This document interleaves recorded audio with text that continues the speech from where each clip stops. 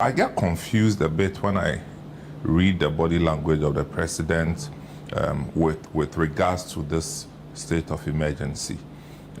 It's beginning to sound as if declaring the state of emergency would suggest that you are unleashing some chaos into the system. The NPP government ran away from declaring the state of emergency, at which time NDC in opposition used it as a whip, trying to push the then government to declare a state of emergency. Now the tables have turned, and we hear a different story from the NDC. My conclusion is that maybe there's something at the Jubilee House that gives you a different picture of what the country looks like once you enter there. Because for me, state of emergency is nowhere close to chaos. There are only two phases of the state of emergency. There's always a legal framework and then an operational framework for state of emergency, regardless of what situation you are faced with. And even if you have to suspend certain policies, it will have to be captured under a legal framework. And it is when the country itself or a portion of the country is faced with an uncontrolled danger, or the kind of danger that threatens the very livelihoods of the people you are governing. 1, 2, where the existing laws and regulations have not been able to provide remedy to the problem. Then, looking at the risk factors, you approach the state of emergency. Now, the president said something that, look, we have not exhausted everything, Maybe he sits in a position where he sees better than we see. But what we can see is that based on the outcomes of the efforts that they are putting in, it looks like we need to take a more radical approach. It may not be state of emergency, but we need a more radical approach. And so I don't want our conversations to be locked up on to declare a state of emergency or not to declare. Now, the law is very specific on what to do with people who go against the established rules. Have we lived up to expectation? And we know what the answer is. Yeah. So when are we going to start? We are spending months discussing whether there should be state of emergency or not. Whereas the basic laws that we should use to govern, we don't implement. So I'm even thinking that we can push the government to declare a state of emergency.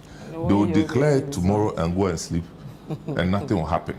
Because for the laws that we have that are easy to implement, nothing happens. Now, the other side is the minister's intervention. Yeah. I'll tell you what, anytime I hear Ama Kofi Boah, I pity him. Because you can see a man whose heart is in the job. Somebody who genuinely wants to see something happen. Yeah. But if the minister is pushing in this direction, and the body language of the people at the top is singing a song from another sheet, then I can feel the pain of the minister. Yeah. And we also know of people who are undermining the minister. I'm telling you, and people who are undermining the minister's efforts. Look, if we don't do something about what is going on, apart from embarrassing those we have put in charge, what we also do is that we are risking their lives. We are risking their lives. Look at this, is it multimedia gentleman, Asari Bediako. This guy has been on this Galamsey. And looking at the risks involved, do we understand the kind of things we are exposing this man to? Even military people attempt and the people fire back. And everybody mentions Erastus Asare Donko, right? Erastus Asare Donko, Erastus Asare Donko. And the government is still licking around the whole thing. We are endangering people's life, even for journalists, I mean, across board. Security forces.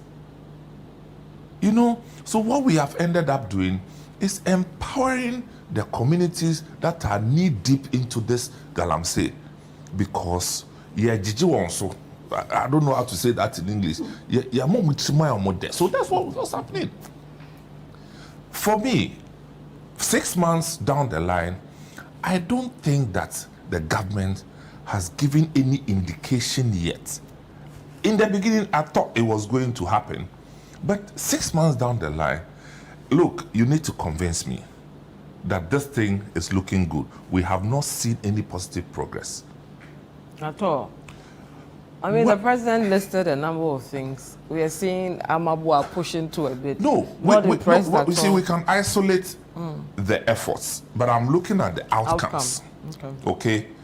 I go to the central region every other week, and I have seen the Ayensu River turn brown in the last 3-4 months.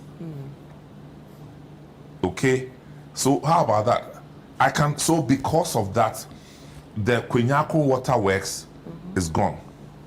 Kwenyaku Waterworks serves 10 districts directly. From parts of Kaswa area through Gomwa, all the 3 Gomwas, Gomwa East, Gomwa Central, Gomwa West, through Aguna East, Aguna West, through what do you call the Ejumaku Enyan Isiam, through Winneba area, you know, and now they all don't have drinking water. So this whole argument that, oh, the Galamsey is giving job to people, please, let's stop this. All right. Let me bring in Sabi. I heard the president speak and say we've not exhausted, everything. What is left? I'm just asking, what is left? Because we started Operation Vanguard, it didn't work. We started Operation Vanguard 2, it didn't work. So what is left? We're told that in the coming days, following the death of the 8 Ghanaians, the president was going to announce some comprehensive measures to deal with Galamsey. It's been a month and some days already, or some weeks already, and we've not heard this comprehensive thing that we're expecting the president to announce. If it will come later, that's okay. But for now, we haven't, seen these comprehensive measures to address the Galamsey issue, and it's getting on and on and on. And I feel, Sames mentioned the Kwenyaku water treatment. That's not the only treatment plan that has been shut down. Yeah. The Chebi one in 2022, I don't know if it's been fixed. And then the Takwa one, the Bonsa treatment plant also is shut. So the people of Takwa also don't have water. So gradually, we see a shutdown of water treatment plants. And if care is not taken, we may shut everything down across the country and we may import. We heard some people say that if care is not taken, in the next 5 to 10 years, we may import water. In Ivory Coast, we are even having issues with the Ivorian government because of Galamsey. When I was presidential correspondent, the president made a trip to Ivory Coast, and Ouattara confronted Mr. President on that matter. And so, if we are not dealing here in Ghana, it's extending to another country, and we must take drastic measures in addressing them. I've always said it, Vivian, that the best way to deal with Galamsey, which I always repeat and people disagree with me, is the shoot-to-kill system. I know people will disagree with me, but that is the only way I feel we can deal with this Galamsey issue. Because if the operation guys, that I know the IGP has set up a police team to do, they've been withdrawn. Yeah. When they went to a community in the Ashanti region, Manso, somewhere, the people fought back with pump action guns, and they had to withdraw from the town. Now the entire community are backing the Galamseyers. How do you stop this? Isn't that because it's become their livelihood? I hear that argument all the time. So we've crossed the line now. I hear that argument, but should we sit down and for the livelihood of people to destroy an entire environment and pollute water that we drink? They are environmental criminals, as Dr. Kanashibe said, and they are killing us. So the best way we must all stop this is to kill them back. I've always said, if we take our special forces to the foil, first operation, second, third, and fifth, they kill everybody, this Galamsey thing will stop. People talk about human rights, but they are not thinking about how these people are also killing us. And the health risks, when we watch the video on the Kwenyako shutdown, the people in Agona, the kind of water they were drinking. So imagine in Takwa, Chebi, all these people, imagine the kind of water they drink, the kind of food, and we plant, food stuff there, and these stuff come here to Accra, and we go and buy them, full of chemicals, and we are eating, and we are dying gradually, and we don't think Galamsey is causing it. I think we should take some drastic step in addressing the this. minister tried to convince the people he met who were involved that they would put them into the cooperative or community mining. We've had this. He's giving them that opportunity. They started community mining. What did they reach? They started community mining. This guy's in Galamsey form. Community mining became Galamsey, and the cooperative thing that he's mentioned is community mining in disguise. They just rebranded it, and it's the same thing, Vivian. It's the same thing. The last time the deputy CEO for Forestry Commission came on Point of View, and I think that which region in Ghana does not do Galamsey? And the only 3 regions: Accra, Volta region, Oti region. Every region in Ghana is seeing some level of Galamsey, and we should sit down and watch these things to happen. I feel the best way to deal with this matter is the shoot to kill method. That will come with excesses. But what they are doing is also coming with excesses. So the best way to deal with this matter, let's solution. I said this several times. I think it's just not. Look, it's not just an issue of go and take gun and start shooting people. I think it's just showcasing the level of his frustration. Yeah. Okay. We need to process this thing as a country. Now you have a country that has no accommodation for people who sell marijuana. We have no accommodation for people who practice prostitution. But we have accommodation for people who do Galamsey. I mean, if somebody is selling what marijuana, I mean, it's illegal. That's what I'm saying. Yeah. How does that affect you? Yeah. If somebody goes to buy his marijuana, how does it affect me? But look at somebody doing Galamsey. We thought that it wasn't coming close. Now this same Galamsey has crippled the economy of parts of Central region, parts of Eastern region. Completely. Go to the Winneba area, the hospitality industry is down. Because there's no water. I mean, you don't have water, how do you manage your hotel? There are secondary schools in the Central region and Eastern region. Now they have to go and fetch water from boreholes which dry up so quickly because of the pressure. So to say that we are now is giving job to people, please, let's not fool ourselves. It is actually killing people. And Galamsey is going to give us multiple levels of problems. It's going to bring, I mean, look, you can't even measure health problems, environmental problems, and you have inter-community conflicts coming, and all the things that we can see. So to sit and try and make it look as a normal problem. And the reason the Catholic Bishops' Conference have proposed that we require something in the form of a state of emergency in order for us to use unorthodox methods to arrest the situation. And please, as a country, let's not joke with the Catholic bishops. Let's not. Historically, you don't joke with that group of people because they don't just talk. And for the Catholic Bishops' Conference, and that's not to disrespect any other group of persons, but I'm saying that if you hear the Catholic Bishops' Conference take a position on something, it suggests that it's been well thought through, considering the intelligence they have and what they have. You know, so I don't think we should be dilly-dallying about this thing. We need to take radical solutions, steps to curtail this. Takwa has no water. Swedru, no water. parts of Mankasim, no water. And we are sitting and we are happy because as for us, we drink bottled water. Yeah. We sit here and drink bottled water. So you see how. But even it's removed interesting. we are. We think it's just about the water, but the food, everything Well, is gone. That's another level. Yeah. So you have the Galamsey as a problem. Yeah. It's sitting there. Yeah. And you have water security being threatened. Yeah. Food security being Yeah. threatened. Yeah. Health security Yeah. being threatened. Yeah. And we are having a good night's sleep. That's why I started by saying I pity the minister.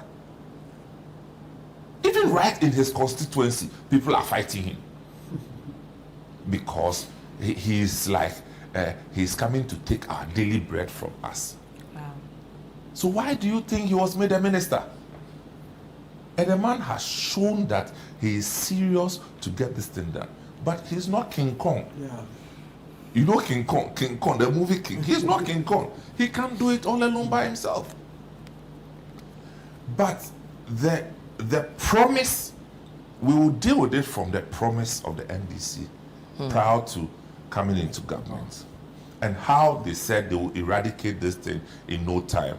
6-7 months and counting, nothing seems to be happening.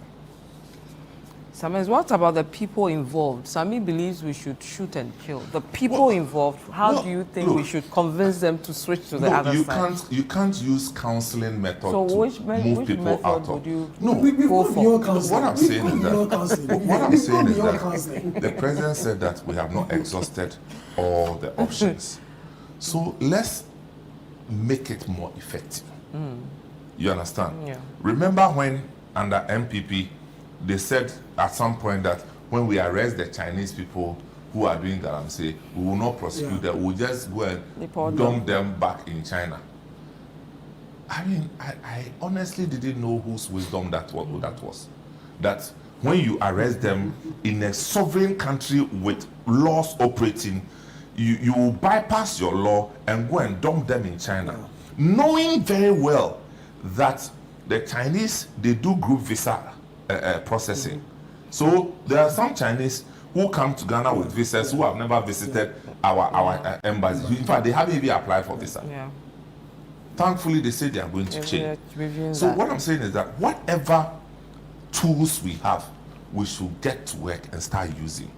If people are, I mean, look, these guys. We've allowed this Galamsey business to move from a normal practice into an economic activity, and that's where it becomes difficult. Yeah. Look, the other day when we spoke to the gentleman from Takwa, he said that look, the Takwa economy is driven by Galamsey. And we cannot even restrict it to only Takwa. There are several towns and villages where Galamsey has taken over the economy. So it's a difficult task. Yeah. But it's a difficult task which we have to confront anyway.